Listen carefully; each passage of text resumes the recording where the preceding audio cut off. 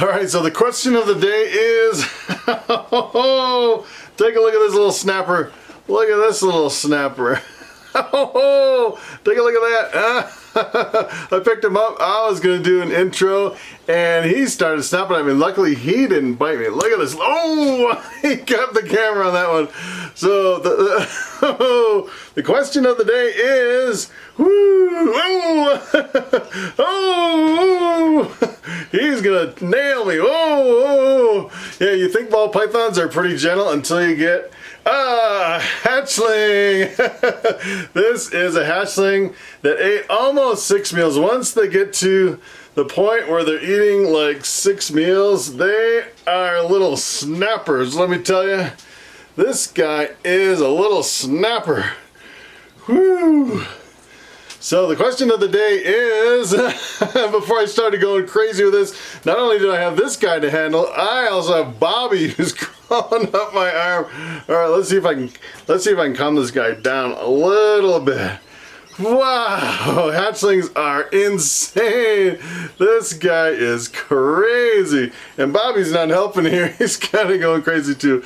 But Bobby definitely won't bite me. So the question of the day is, what is the difference between a $50 snake and a $500 snake? And if I was to show you this snake right here, and you'd probably guess how much this snake is worth, you would say this snake is probably worth $50, right? Because it is a normal looking snake. And now he's kind of calming down, looking at the camera, and Bobby is about ready to fall off my arm here. All right, Bobby. I'm kind of going crazy with these snakes here. I don't know what Bobby's doing here. All right. All right. This is a little more difficult than I thought it was going to be. I was going to hold Bobby and show you this snake. So essentially, it's funny because people at the reptile show, they come up to my table and, you know, they see a snake like this for $50, and they'll see a snake right next to it that looks exactly like this, and it's a $500 snake, and they're like, what in the world is going on? It looks like you have two of the same snakes, so one's a $500 snake and one is a $50 snake. What's the difference? And really, the difference comes down to what morphs are in the snake, what the genetics are, and the supply and the demand for those genetics. Not only that, is it comes down to if I can make money and how fast I can make money with this snake. So for example, this one looks completely normal. It's a little snapper.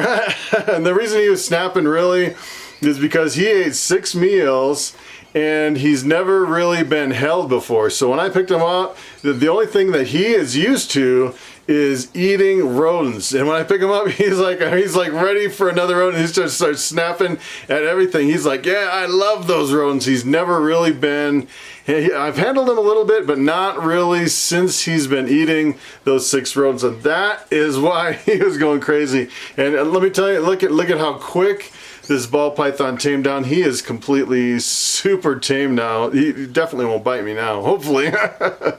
But actually, so if we look at a $50 snake compared to a $500 snake, I have a snake that's actually has some eggs in the incubator that look exactly like this, that are going to be probably $500 snakes. And if you looked at the snake and you put them side by side, let me tell you, you wouldn't know the difference between this snake for $50 and the other snake. And the other snake, I actually produced it by crossing my albino pied male with my clown female. So it's a triple het, albino, pied, and clown. So I was thinking, you know, if I actually sold those triple hets as a pair, and I paired them up and sold them as a pair, you know, triple het crossed with the triple het, you could get clowns, albinos, albino clowns, albino pied clowns. You can get pieds, albino pieds. You could get clown pieds, you could get a whole bunch of stuff. And really, so the value of the snake really depends on how much money you can make when you're pairing them together. So as a matter of fact, I could probably sell, you know, you're thinking about $500 per snake. If you sold a pair of them, you could actually probably sell them for more than $1,000 a pair. You could probably even sell them maybe for $2,000 a pair, because the very first year that they breed, you could potentially make more than that in your money back. And really, I would say it really depends on how old they are, because the older they are, the closer they are to actually breeding and laying eggs, and you're getting your money back. So this guy's still kind of little acting like he's kind of a little snapper here. He is a really, I've never seen a hatchling so fired up. He is a good looking normal. And this one is actually not just a normal. As a matter of fact, this one is 100% het pied. So you figure, you know, if your normals are selling for between maybe 50 and 100, you add the 100% het pied, and this snake could sell for maybe 150. Now let me tell you, if this happens to be a male, if it was a female ready to breed, I could probably sell this snake for maybe $500 or $800, because I could actually breed a pied with this. Half the babies would come out pied, and you'd make your money back in the first year. But with hatchlings, you have to remember that, you know, especially if you have males are a little bit, I'd say a little bit, well, it really depends. Males can breed a lot faster. I would think they'd be more expensive, but a lot of people are really looking for the females, because, you know, one male can breed multiple females. So a lot of people don't really place a lot of value on the males. You would think they would, because they can actually get to size and breed faster.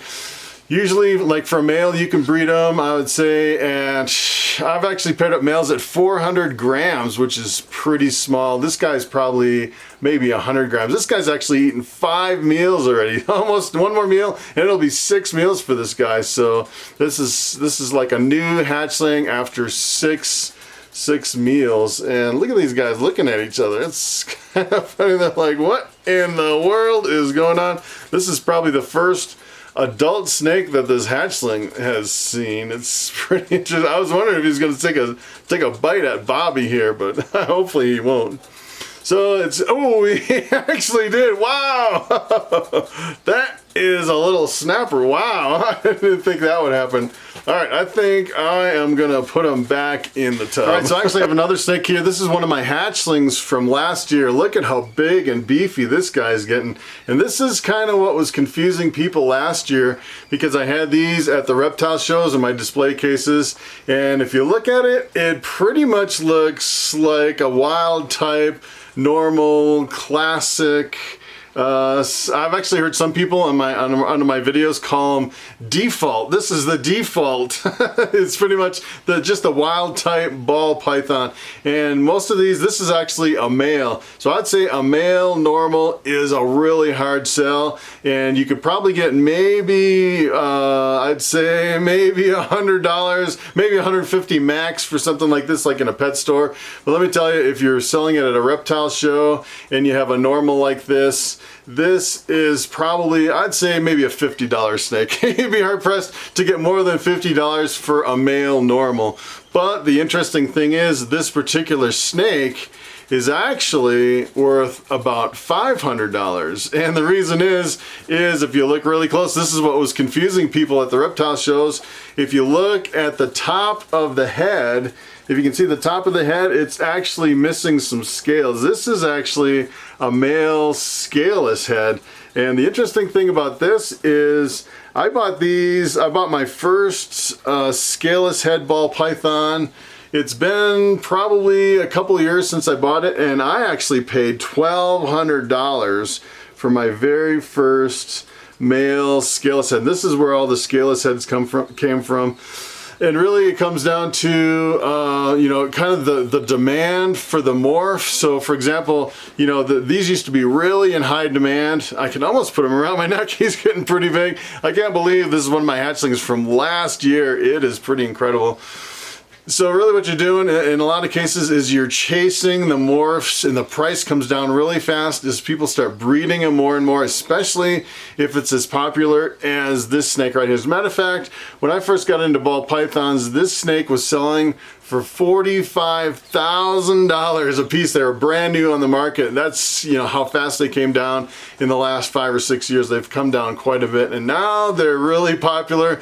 As a matter of fact, it seemed like a lot of people really got into them heavy, and then a lot of people started realizing that we were flooding the market, the price was crashing, and people are like, hey, why should I breed scaleless heads when I can breed clowns or pies or bamboos or something like that, where there's, you know, maybe more of a demand and, you know, not so much competition. So that's the other thing you have to think about. How popular is the morph? How much competition do you have? And really, it's really a supply and demand game when it comes to the morphs of ball pythons. But I just thought it was kind of interesting that if you look at a snake like this, it can kind of trick you, because a lot of these snakes, they look like $50 snakes when in fact they're really like a $500 snake. As a matter of fact, if it was het for the right genes, for example, I haven't really looked at the prices lately for the sunset ball python. Last time I looked, a het sunset was selling for about $2,000. It might have come down a little bit, but you know, that is how it can trick you. You know, something that looks completely normal, if it has one copy of the right recessive gene, it can be worth a lot more than $50 or $100. It is pretty incredible. So I wanted to kind of show off this female clown. This is what just a pure clown looks like. And a clown is a recessive gene. It's definitely different than a normal. Clowns are always really hot. They've held their value quite well over the last, they've been out pretty much since the beginning of the ball python craze. And just look at how crazy the patterns are. And you mix it with different genes, and it really makes some amazing combos. As a matter of fact, I just ordered, let's see, it's a banana Enchi clown male, and it's supposed to ship out, I think next Tuesday is going to ship it for a Wednesday delivery. And I'm setting up a quarantine area, so that'll be kind of cool. We'll see an unboxing, and I'll show you that snake. And I'm thinking of really getting more into the clowns. I know I've gotten into a lot of different things over the last few years, and I've really kind of, I think the bamboos kind of really jump-started it for me, but really the bamboo's kind of a short game because it's a co-dominant. You can breed it through your collection and you can get a bunch of bamboos, where a clown is recessive, and you know, you're talking about recessive morphs. In order to get more genes into the clown, which essentially what you have to do is you have to breed this into like a co-dominant or something like that. You won't see one copy of the clown gene, so then you have to breed it back to the female or the male, the visual clown, and then produce that gene into. So it's kind of a long game to try to get more genes into clowns. As a matter of fact, I've been looking kind of at what's available in the clowns, and there's not a whole lot of, you know, different genes in the clowns. And I think that might be kind of my next focus. I think what I'm going to do is really focus heavily more on the clown stuff, because I haven't really seen a whole lot of stuff, and it's really holding its value, and it's really popular. Let me tell you, clowns are where it's at, and that is pretty much the direction I've decided that I'm going to go down. Probably more heavy than everything else. So far it's been a lot of co-dominant. But let me tell you, if you start getting hets, you know, you get, you know, 4 or 5 genes, and then you add het clown on top of that, it'll completely trick you. You're talking about a $50 versus a $500 snake. You start adding, you know, recessive genes into the mix, and you know, your $50 snake can turn into a $500 snake just with a few recessive genes. All right, so there you have it. Now you know the difference between a $50 snake and a $500 snake. As a matter of fact, some people may have gone the opposite way. You actually purchase a $500 snake, and if you hang on to it within 5 or 6 years, it can actually become a $50 snake, because you know, especially, you know, if you kind of hit the tail end of some of these morphs, like the pinstripe or the pastel or stuff like that, that's, you know, pretty much bottomed out as far as the ball python market. If you kind of hit, they used to sell for like tens of thousands of dollars, and if you kind of got in the game near the end, potentially you could have bought it high, and then if you wait a few years, by the time you breed it out, it's worth $50 or $80 or whatever it is. I think you can pick up pastels for usually between $80 and $120, something like that. So that's pretty much it. Thanks for watching, and I will see you next time.